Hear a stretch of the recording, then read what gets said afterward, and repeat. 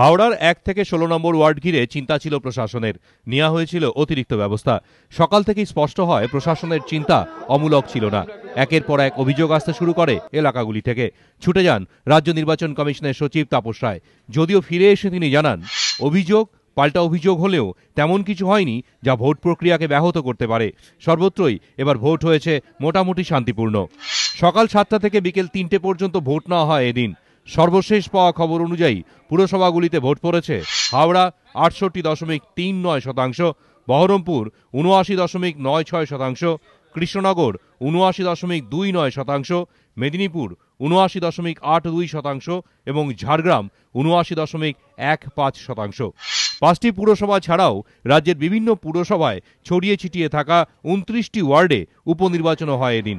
এর মধ্যে গুরুত্বপূর্ণ কলকাতার ১ এবং ২৪ নম্বর ওয়ার্ড এবং বিধাননগরের ১৩ নম্বর ওয়ার্ড। কলকাতায় ৫৬% ভোট পড়লেও বিধাননগরের ভোটের গতি প্রকৃতি চিন্তায় ফেলল কমিশনকে। এখানে ভোট পড়েছে মাত্র ৪৯%। এদিন বিকেলে কমিশনের তরফ থেকে জানানো হয়, মোট ৪টি বুথে ফের ভোট নেওয়া হতে পারে রবিবার। তবে চূড়ান্ত সিদ্ধান্ত এখনো ঘোষণা করা হয়নি।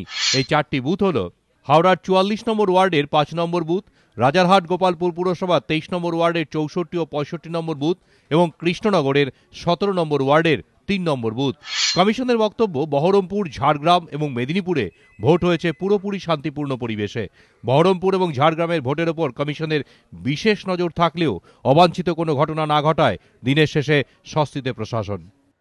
এবারের পুরো ভোটের জন্য কেন্দ্রীয় বাহিনী চেয়েছিল রাজ্য নির্বাচন কমিশন, কিন্তু পত্রপাঠ তা খারিজ করে দেয় রাজ্য সরকার।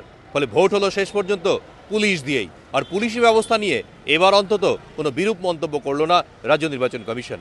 দীপক ঘোষ, এবিপি আনন্দ, কলকাতা।